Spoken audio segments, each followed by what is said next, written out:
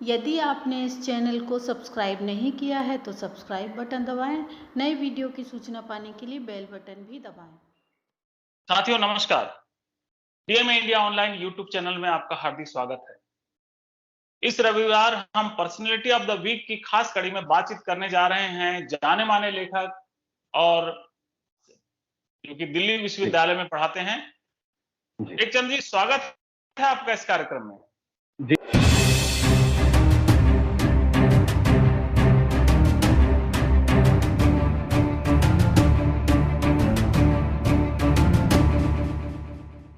जी, जी, शुक्रिया, शुक्रिया। बहुत-बहुत धन्यवाद। आपने अपने कार्यक्रम में मुझे बुलाया और मुझसे बातचीत करने के लिए समय निकाला। जी। जी। साथियों, जैसा कि मैंने आपको बताया कि टेकचंद साहब जो है वो काफ़ी समय से लिख पढ़ रहे हैं और काफ़ी चर्चित हैं। दलित साहित्य को लेकर के, अम्बेडकरवादी साहित्य को लेकर के वो काफ़ी बड़ा काम है उनका। उपन्यास उनका जो है वो बाज़ार में है। कहानी संग्रह है और समीक्षाएँ, आलोचना सारा कुछ वो लिख रहे हैं। आज उन्हीं के बारे में बातचीत करेंगे। तो जी। टेकचंद जी, बताइए कि आप कहाँ के रहने वाले हैं और शुरुआती पढ़ाई-लिखाई आपकी कहाँ पर हुई? मेरा जो जन्म है वो दिल्ली में रहा। दिल्ली का एक गाँव है रोहिणी में, सेक्टर 7 में, नाहरपुर गाँव। मैं वहाँ का जी। जन्म से रहने वाला हूँ और मेरे जो पुरखे कह लीजिए वो हरियाणा से उनका आगमन दिल्ली में हुआ। तो हरियाणा और दिल्ली की दोनों की भाषा और संस्कृति मुझे मिली। मेरी जो पढ़ाई है प्राइमरी एजुकेशन से लेकर पीएचडी सब दिल्ली और दिल्ली विश्वविद्यालय में। जी।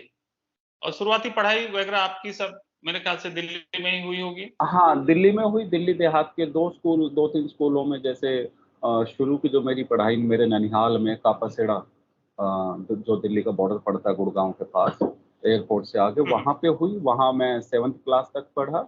उसके बाद 7th के बाद मैं रोहिणी में आ गया मेरे घर जो है और फिर यहीं से सैनिक विहार के स्कूल में, रानी बाग के स्कूल में और उसके बाद रिठाला का स्कूल मुझे मिला, जो रिठाला मेट्रो आप सब जानते हैं। वहाँ के स्कूल से हुँ, हुँ। 12वीं तक। और जिस कॉलेज में मैं अभी पढ़ा रहा हूँ स्वामी श्रद्धानंद कॉलेज, वही मैंने बीए के लिए चुना। चुना मैं इस रूप में कहूँगा कि उस ज़माने में 93 में 1993 में मेरे 12वीं में ठीक-ठाक नंबर थे, मुझे कैंपस कॉलेज मिल सकता था। पर मैंने चूँकि मैं खुद गाँव से रहा लगातार जुड़ा, तो शहर एक डर का भाव पैदा करता था कि शहर में पता नहीं क्या हो जाएगा, बिगड़ जाएँगे। तो मैंने जो फ़ॉर्म मिला उसमें पहले नंबर पे ही स्वामी श्रद्धानंद कॉलेज भरा और वो मुझे मिल हुँ, भी हुँ। गया।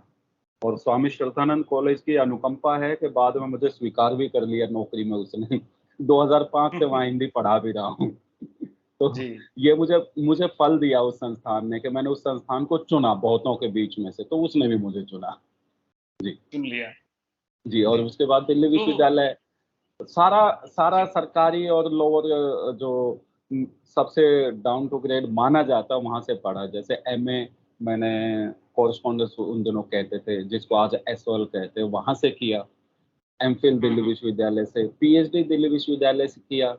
तो मुझे सुपरवाइज़र भी एसओएल के डॉक्टर राजेंद्र प्रसाद मिले और बाद में प्रोफ़ेसर तेज सिंह जो अपेक्षा के संपादक हैं, वो मेरे सुपरवाइज़र बने सेकंड।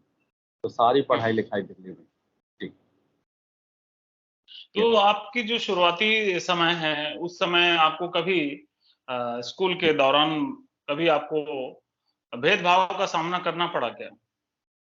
देखिए, ये चीज़ें चलती हैं। अब बहुत सारी चीज़ों को जब तक हम लोग नहीं पढ़ते या हमारे वर्ग का व्यक्ति नहीं पढ़ता, उसको सामान्य चीज़ें लगती हैं ये। ये लगता है कि जैसे ये नॉर्मल सी बातें हैं, लेकिन जब आप पढ़ने के बाद अब मैं अम्बेडकरवादी साहित्य पढ़ लेते हैं, उसके बाद जब हुँ, गौर हुँ। करते हैं, तो बहुत सारे पॉइंट आपको ऐसे मिलते हैं कि यार ये मेरे साथ ही क्यों हुआ? जैसे नया झोला लिया, नया बस्ता आया जीन का, अब वो लेके गए स्कूल में और बड़ा अच्छा था, काली जीन का बहुत अच्छा। तो बाद में उसमें ब्लेड से कई कट लगे हुए मिले। तो वो समझ से बाहर था ये क्यों है? कभी क्लास के बाहर जैसे जूते-चप्पल निकाल के हम फर्श पे बैठते थे दरी पे, हुँ, हुँ। पट्टी पे, तो जूते-चप्पल गायब है। ये चीज़ें देखने को मिली और जो पानी तो पूरे स्कूल में एक जो है बूढ़ी माँ है वो पिलाती थी हाथ से, तो ये चीज़ें थी किसी तरह की। अब चूँकि मेरी जो शुरुआती पढ़ाई ननिहाल में हुई तो वो अहिरवाटी का गाँव है। वहाँ पे जो भांजा देवता या आपके यहाँ नाती बोलते हैं, उनको अलग नज़र से, अच्छी नज़र से देखा जाता था पॉज़िटिवली, कि उसके हम्म, साथ एक एक रिस्पेक्ट धार्मिक होता। नैतिक, हाँ, रिस्पेक्ट है जुड़ी हुई थी। तो वो वहाँ वो हम्म चीज़ कम थी, और जो बाद में मेरा अपना क्षेत्र है उसमें चीज़ें मिली इस तरह की। जी, तो हम्म। ये था। जी, कुछ चीज़ें थी जी। नमूने के तौर तो पे। जी, हम्म तो जी, जब आपने अपने जो व्यवसाय है उस शिक्षा का क्षेत्र आपने चुना, और जी, ये जो अम्बेडकरवादी जो साहित्य है जिसको हम दलित साहित्य भी कहते हैं, तो जी, इस जी, साहित्य की तरफ आपका कैसा आना हुआ?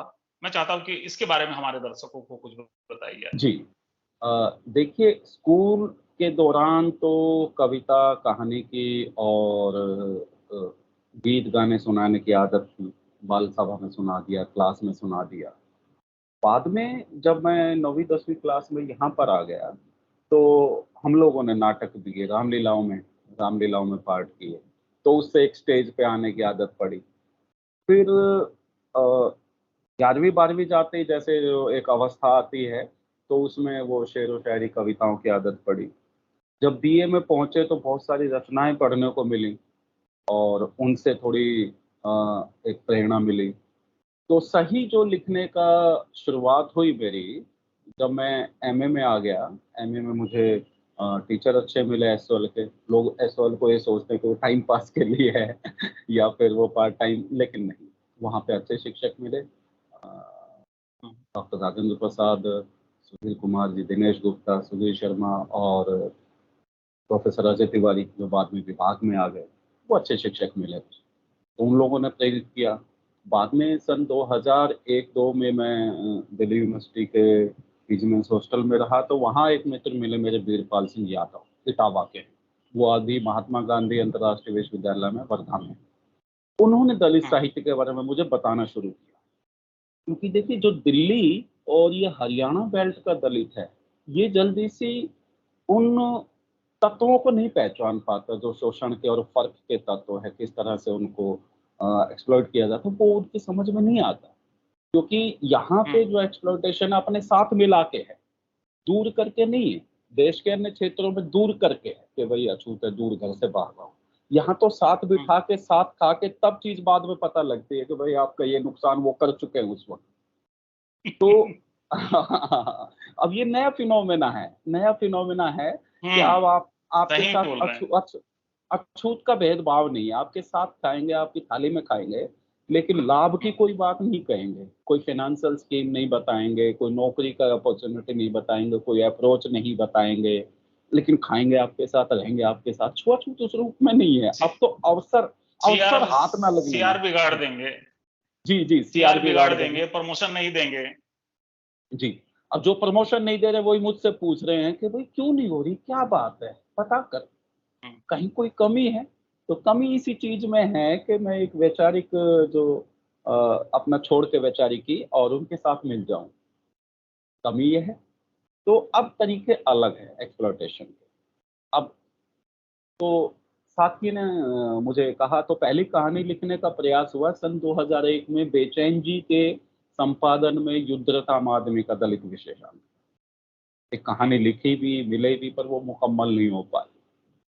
बाद में कुछ छोटी-छोटी कहानी लिखी। फिर पहली कहानी हंस में छपी, खस्सी कहानी। वो हम्म, मुबारक पहला कदम के तहत छपी और लोगों ने काफ़ी पसंद की। उसके बाद अम्बेडकर जयंती, और फिर लगातार वो रास्ता निकलता चला गया। जी, तो फिर तो जो है आपने जी, जी जी, जी, बताएँ? जी, बोलिए, बोलिए। तो आपने कहानी लिखा है, और आपकी 3 कहानी संग्रह आपकी जो है आई है, और जी, मोर पंख, अ, जी, मोक्ष, दौड़, जी, मैं ये बता 3 देता कहानी हूँ, संग्रह हैं। मैं चाह रहा हूँ कि जो इसको आप बताइए, फिर जी, आपके उपन्यास जी, के बारे में, जो दाई उपन्यास है उसके बारे में थोड़ी-सी जी, बातचीत करेंगे। जी। अ, पहला मेरा कहानी संग्रह सन 2012 में आया था स्वराज प्रकाशन से, दौड़ तथा हुँ, अन्य कहानियाँ। तो दौड़ हुँ, कहानी कथादेश में छपी थी और वही टाइटल लिया। दौड़ का जो शीर्षक है अर्चना वर्मा जी ने दिया था। मैंने पहले अच्छा, कहानी का टाइटल दलित एथलीट रखा था, उन्होंने मुझे कहा कि नहीं, ये जमेगा नहीं, ये करो, फिर दौड़ रखा।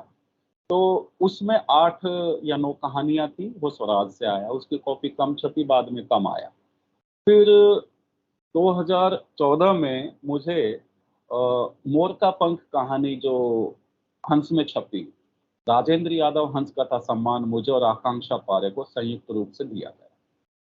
वहीं पर फिर मेरी मुलाकात वाणी प्रकाशन के श्रीमान अ, माहेश्वरी जी से हुई, अरुण माहेश्वरी जी से। उन्होंने कह दिया कि आने दीजिए, तो पहला ये संग्रह, वो दूसरा संग्रह आया मोर का पंख तथा अन्य कहानी, वाणी वाणी प्रकाशन। प्रकाशन से। जी जी जी, वो लोगों ने पसंद किया। उसके बाद अन्य कहानियां भी लिखी, और संयोग ये रहा कि देखो दोनों जो शीर्षक ये मोक्ष मोक्ष तथा अन्य कहानी है, ये कथा देश में छपी थी। मोक्ष लंबी कहानी है, और इसके साथ, इस कहानी के साथ अन्याय ये हुआ कि इसके तुरंत बाद कोरोना आ गया। कहानी जब पत्रिका में आई, और इस पे कोई तो उस चर्चा तरह नहीं, से लोग इतने ना चर्चा नहीं हो पाई नहीं हो उस पाई। पर। हाँ जी, हाँ जी। फिर 2017 में ये उपन्यास दाई, कम पेज का है, छोटा सा है, और उपन्यासिका है, और ये 2017 में आया। बहुत पसंद किया सभी ने, और अभी ये लग चुका है कोर्स में, बीए और एमए के सिलेबस में, कुरुक्षेत्र यूनिवर्सिटी में। बहुत और वहाँ, बहुत हाँ, बढ़िया। प्रोफेसर सुभाष चंद्र जी है। मैं जैसे फेसबुक पे आप देख रहे हैं, मैं उनको शुक्रिया कर चुका हूँ, और कितना शुक्रिया करें कि मैं तो दाई की तरफ से, कि भाई वो एक ऐसे समाज की, सामान्य तौर पे दाई दलित समाज से होती है, और भाई वो अपना पूरा जीवन बिताती, मर खप जाती है, परिवार तक याद नहीं करता, और आज वो वहाँ पहुँच गई है कि बीए में और एमए में पढ़ाई जा रही है। ये मेरे लिए और दाई के पाठकों के लिए खुशी की बात है। गर्व की जी, बात है। तो एक मैं चाह रहा हूँ कि एक इसके बारे जी, में एक थोड़ा-सा किताब बताइए रह गई। आप जी, उपन्यास के बारे ये में। बता के फिर एक किताब हाँ, मैंने जी। और डॉक्टर रजनी दिसोदिया है मिरांडा हाउस के हिंदी विभाग की, जब ये सिलेबस बदला था एफवाईयूपी का, तो फाउंडेशन कोर्स के लिए हमने लिखी थी भाषा, साहित्य और सृजनात्मक। ये किताब काफ़ी अच्छी रही। इसमें 6 यूनिट हमने 3-3 लिखी थी, और काफ़ी अच्छी है, काफ़ी बिकी, काफ़ी लोगों ने पसंद किया इस किताब को। और इसमें हमने तमाम अम्बेडकरवादी, मार्क्सवादी आलोचकों को, मुक्ति बोध और दूसरे राइटर्स को, श्यामाचंद्र दुबे को, इन सबको रखा इसमें।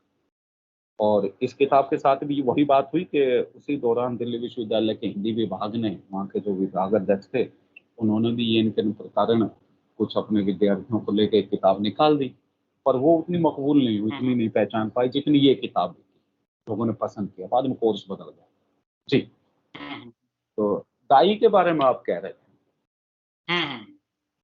तो अ, यहीं नाहरपुर गांव में मेरे एक दोस्त हैं, राजेश कुमार, और वो अक्सर मुझसे कहा करते थे कि भाई मेरी एक बुआ है, उनके बारे में लिखो।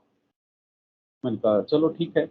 और वो राजेश जो है, एमसीडी में नौकरी करते हैं, और वाल्मीकि समाज से है, और वो देख रहे हैं उनको, वो मेरे साथ रह के, दोस्ती मेरी शुरू से रही, और वो मेरे साथ ही उन्होंने उसी तरीके से, जैसे एसएल से बीए किया, इग्नू से मैंने उनका एमए भरवाया, उन्होंने कि पढ़ते रहे वो लगातार।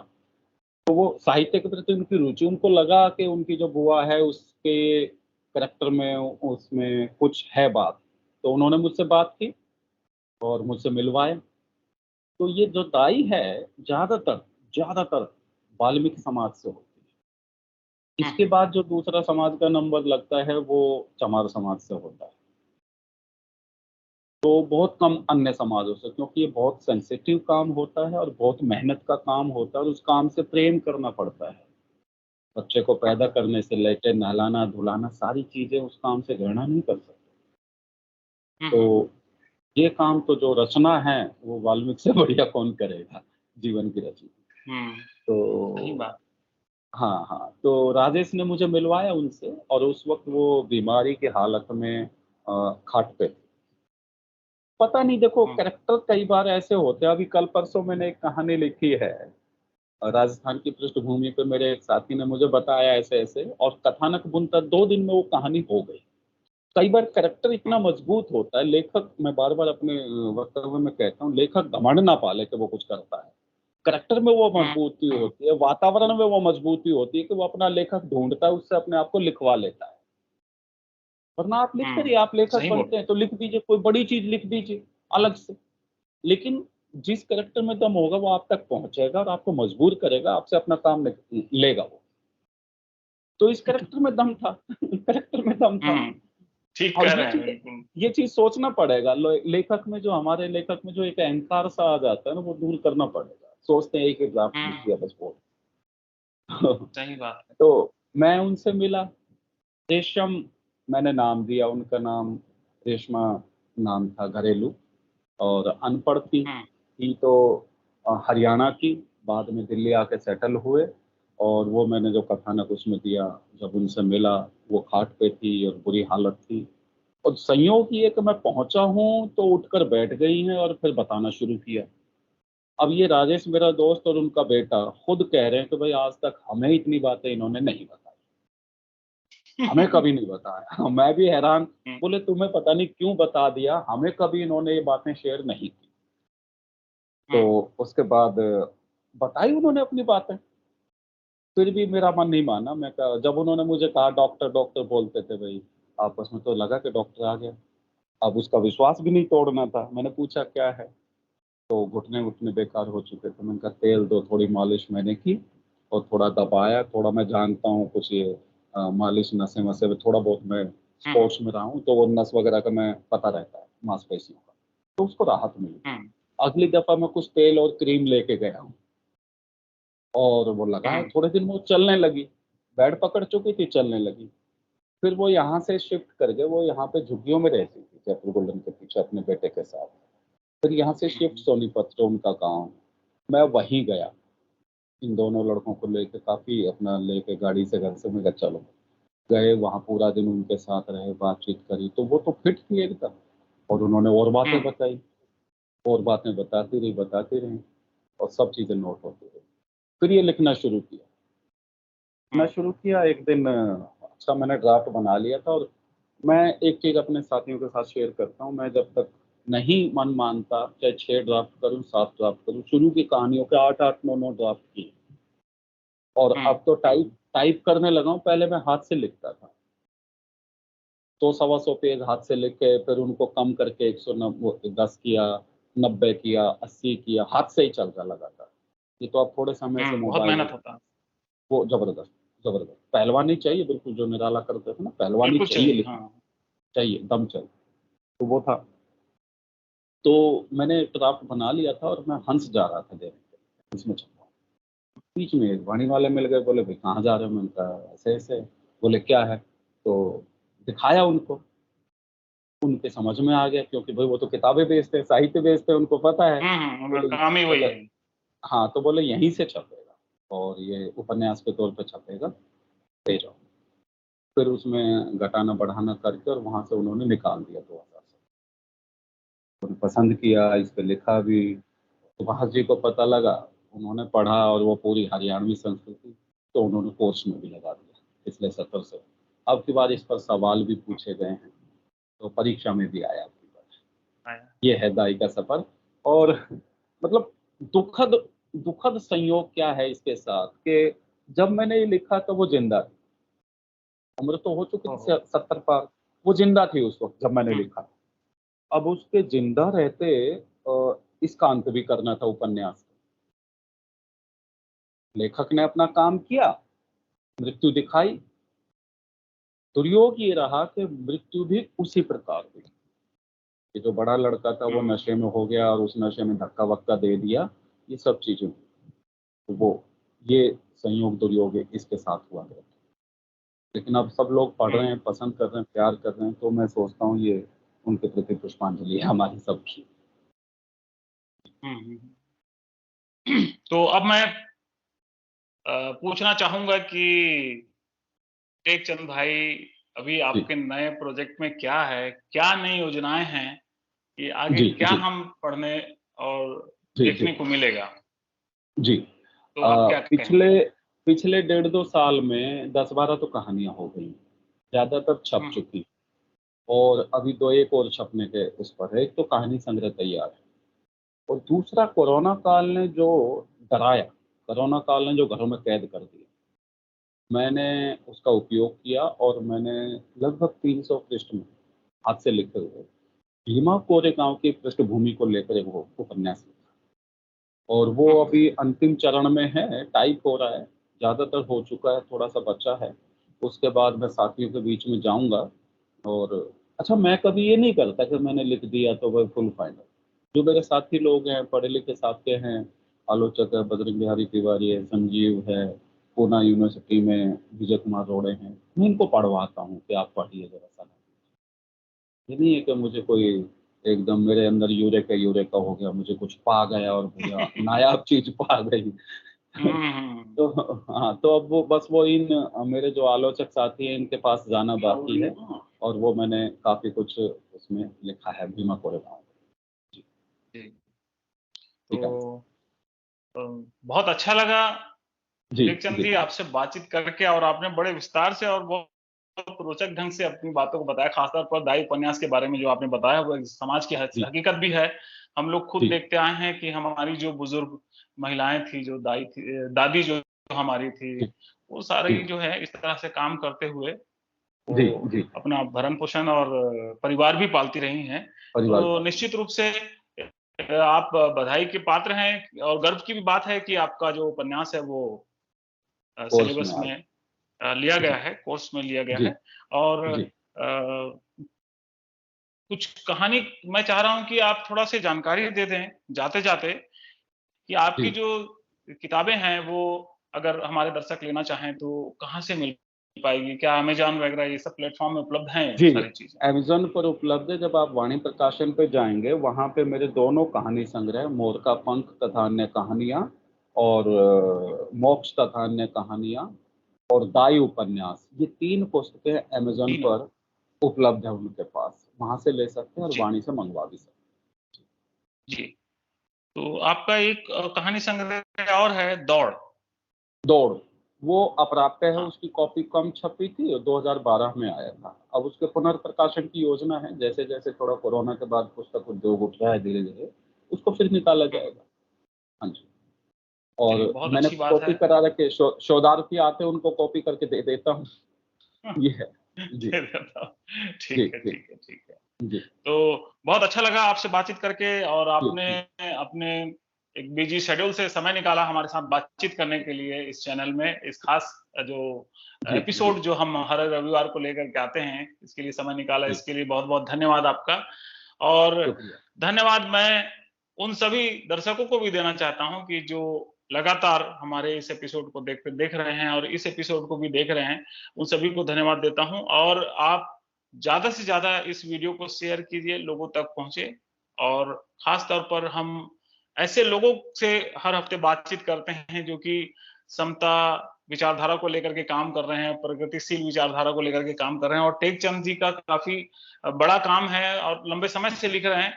निश्चित रूप से जो है हमको आगे भविष्य में भी आपकी रचनाएँ पढ़ने के लिए, देखने के लिए मिलती जी, रहेगी। और बहुत-बहुत धन्यवाद।